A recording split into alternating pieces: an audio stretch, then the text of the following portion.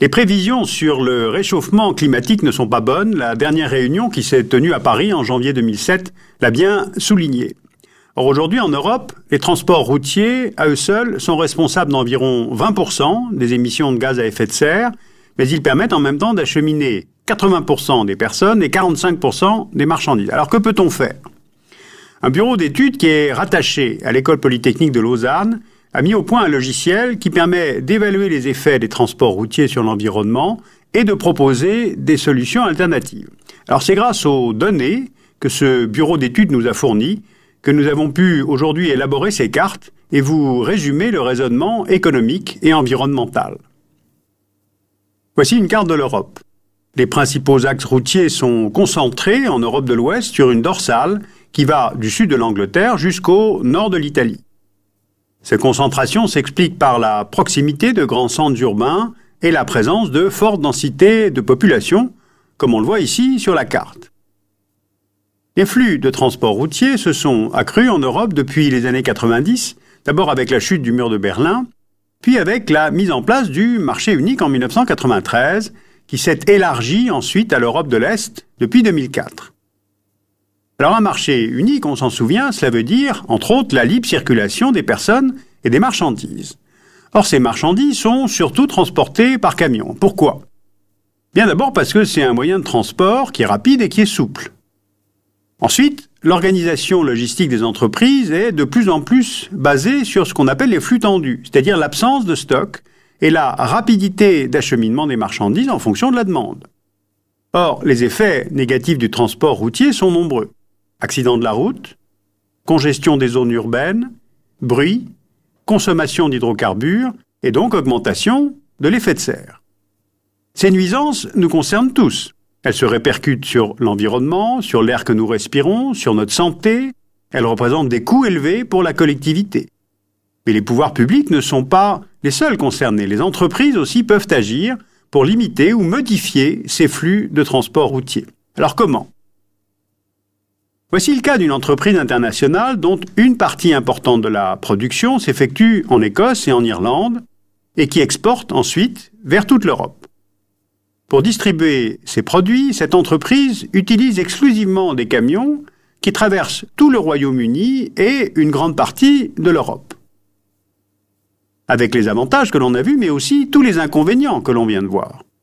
Donc, y a-t-il une alternative aux tourroutes pour cette entreprise ?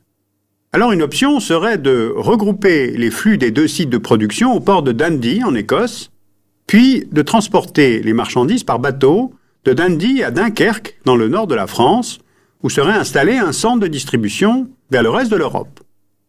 On a calculé que cette entreprise éviterait ainsi que 4800 camions par an n'empruntent la route à travers le Royaume-Uni, soit 4,5 millions de kilomètres parcourus en moins. Si on se réfère à ces schémas que vous voyez, on voit que l'impact est significatif puisque l'entreprise réduit de 10 000 tonnes ses émissions annuelles de CO2. Une seconde option consiste à utiliser les voies fluviales et maritimes de l'Europe du Nord à partir de Dunkerque pour exporter ensuite vers la Suède, la Pologne ou la Hongrie. Et pour aller vers l'Espagne et l'Italie, l'option prévoit de passer par la plateforme multimodale de Dourges et de là utiliser jusqu'à Perpignan ou Turin le ferroutage, ce qui consiste à mettre des remorques de camions sur les trains. Eh bien, cette seconde option évite que 15 000 tonnes de CO2 soient rejetées dans la nature, soit l'équivalent de la quantité de carbone absorbée chaque année par une forêt de 1000 hectares, soit à peu près le bois de Vincennes. Alors ce raisonnement, évidemment, est séduisant. Mais il trouve au moins deux limites. D'abord, les délais. Prenons le cas d'une entreprise agroalimentaire située dans la région de Barcelone qui a besoin de livrer rapidement ses produits à Anvers en Belgique. Le transport par bateau ne permet pas de garantir des délais raisonnables puisqu'il faut compter 6 jours environ contre 24 heures en camion.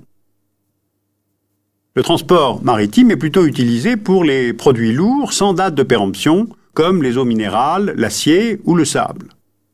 En revanche, le recours au ferroutage reste intéressant pour notre entreprise espagnole. Sauf que le train n'offre pas la même régularité de service que les camions. Deuxième limite, c'est le coût. Malgré la hausse du prix du pétrole, le transport routier reste le mode de transport le plus économique. Il faut compter 150 à 200 € en plus par remorque transportée par le train. Sauf que là, il s'agit d'une vue à court terme. D'abord parce que la législation évolue. Par exemple, depuis 2003, la loi dite NRE, c'est-à-dire Nouvelle Régulation Économique, impose aux entreprises françaises cotées en bourse de publier annuellement un bilan environnemental et social en plus de leur bilan financier. Ensuite, de plus en plus d'entreprises prennent en compte l'importance des facteurs environnementaux dans leur développement, soit pour leur image de marque, soit tout simplement par sens des responsabilités. Une telle évolution implique d'adapter les infrastructures aux nouveaux défis logistiques que sont les plateformes dites multimodales, c'est-à-dire elles permettent de passer facilement d'un mode de transport à un autre, camion vers bateau ou vers train, les lignes de ferroutage, comme de Dourges vers Valladolid ou vers Novare en Italie, ou encore comme en Suisse. On notera d'ailleurs que dans ce pays, le principe du ferroutage est inscrit depuis 1994 dans la Constitution. Et enfin, pour le transport fluvial, le développement de voies navigables. Regardons par exemple le cas du port de Lille. Ce port intérieur du nord de la France est situé au cœur d'un important réseau fluvial qui le relie à la Meuse et au Rhin. Lille a pu développer le commerce de marchandises vers Rotterdam, Anvers ou Dunkerque en utilisant les barges, qui est un mode de transport très peu polluant. Alors si on prend l'exemple de la liaison Lille-Rotterdam, ce schéma nous explique qu'en passant par les canaux de la Lys et de l'Escaut, plutôt que par la route, on divise par 3 les émissions de CO2. Même chose pour l'acidification, qui est réduite de 40%, ou encore la nuisance sonore, qui disparaît presque totalement. Alors à partir d'un tel constat, le port de Lille milite pour le percement de nouveaux canaux, en particulier le canal Seine-Nord, long de 105 km. Ce canal permettrait d'accroître le trafic fluvial entre l'Île-de-France et l'Europe du Nord. Je vous rappelle que l'Europe du Nord demeure la région la plus dynamique du monde pour les flux maritimes de marchandises, avec le port de Rotterdam qui est le premier port européen. Ce dossier a de multiples facettes, il est un peu technique, mais nous avons eu envie de vous faire connaître, carte et schéma en main, les travaux résultant de ces études d'impact. Il existe donc des solutions à la pollution et à l'effet de serre générés par les transports routiers. Si quelques industriels dans le secteur du transport ont bien pris la mesure de ces enjeux, la plupart des entreprises préfèrent attendre que la législation leur impose ce changement.